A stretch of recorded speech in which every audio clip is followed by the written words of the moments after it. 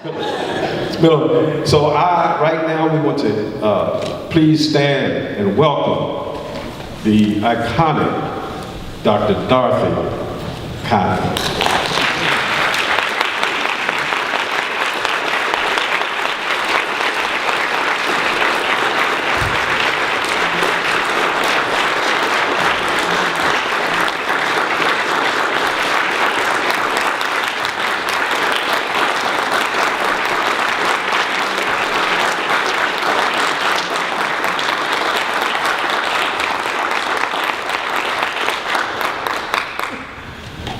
As I heard some an actor say recently, after arousing applause after being introduced, he said, "I didn't do nothing yet." Well, maybe I did do something somewhere along the way. It did. Oh, what an introduction! I want to correct one thing. Actually, I got started in the civil rights struggle when I was about 10 years old, and let me tell you why. Little boy, little blonde, blue-eyed boy, I think it was blonde. You know, some folks, we don't talk about being blonde or color and all that sort of stuff as much as some other folk do in the culture. But this little boy was singing a song as he rode down my street, right on his bicycle, kicking up dust. And you know why he was kicking up dust? Because the pavement stopped when it got through the white part of town.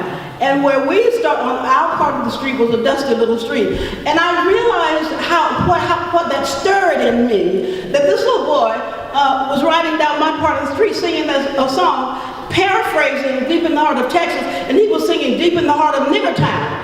And I remember till this day how I felt when I heard that. Now, I didn't plan to open my sharing with you with that, but I couldn't resist it when I heard you say I got involved in the civil rights movement. Well, anyway, there are several chapters or beginnings to the story, but I can't forget that because sometimes, actually, I'm pretty confident that sometimes there is something welling up inside of us, a feeling, a consciousness emerging in us that we have no words for identifying. We don't know what it really is, but something is happening.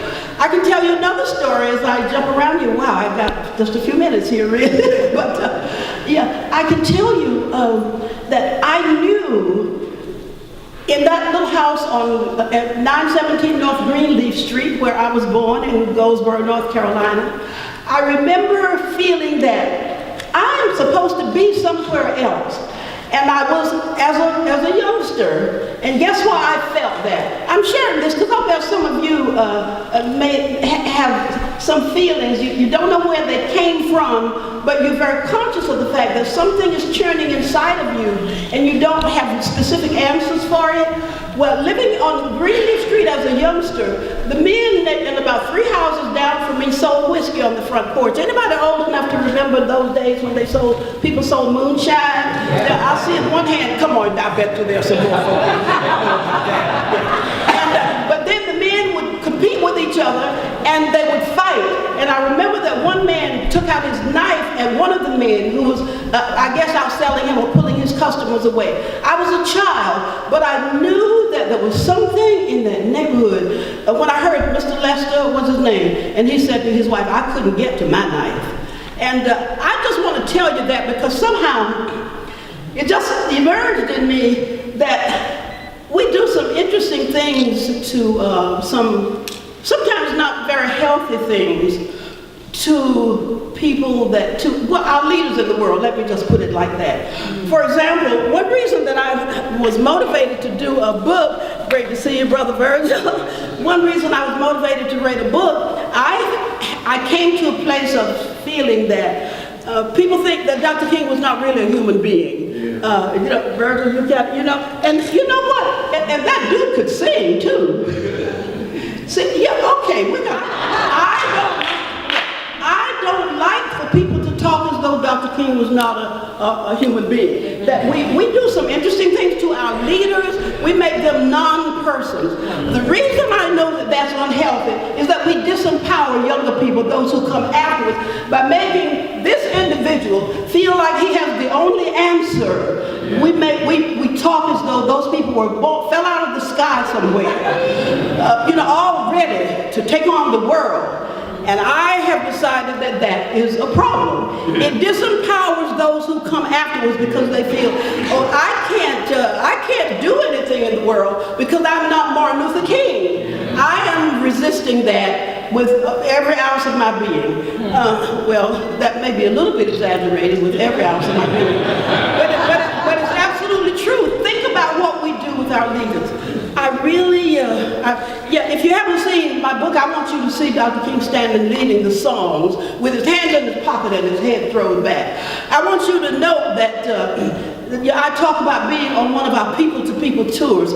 We used to get in the car, Reverend Y.T. Walker and I, Andrew Young, Reverend Abernathy, and Bernard Lee, 4 or 5 of us all the time, going to various places through the southern and border states where we knew there was some action going on, some action protesting what I call the American style apartheid in this country. We would go to cities.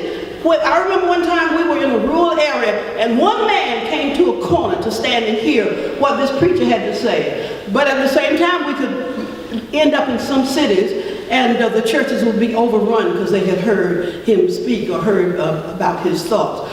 But I tell you this because I want to tell you what could happen in the car. Dr. King had a wonderful sense of humor. And one thing I want to do right now is to humanize him a little bit. Now, what do I mean by wonderful sense of humor?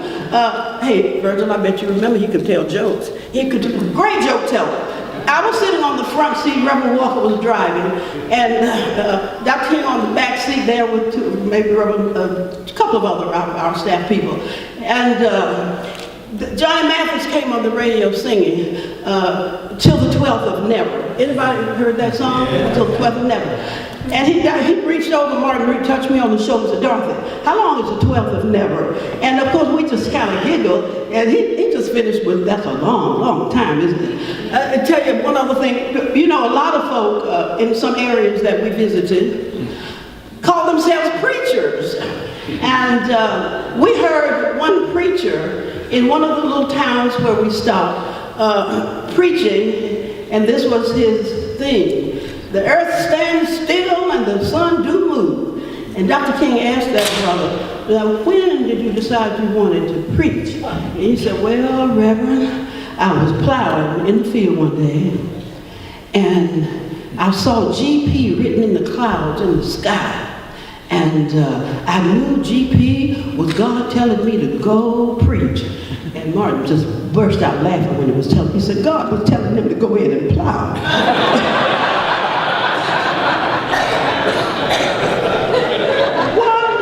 Humor. And you can see, I was so glad that, let's see. Now, I have a manuscript all written, but I decided I didn't want to share. I wanted to share with you from my real feeling place and hope that that is a message for us today. And one thing I really, really, really want to do is to humanize this one that we honor so, and all around the world he is honored. I've been in a good number of countries, as I'm sure many of you have, and there are streets and programs and buildings named for Dr. King. Anybody been in countries where you see things named after Martin Luther King Jr.? And